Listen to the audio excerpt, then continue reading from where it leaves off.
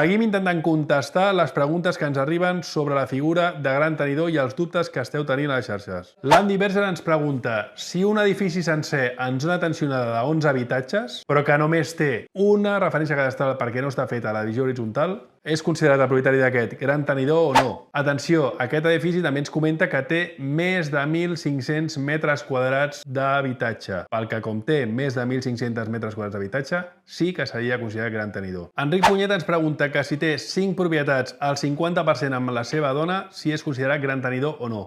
A veure, en principi, d'acord amb les consultes que s'han fet al Col·legi d'Administradors, has de tenir més del 50% per ser considerat gran tenidor, o sigui que no ho series. Però repeteixo, no hi ha jurisprudència, no sabem com respiraran els jutges.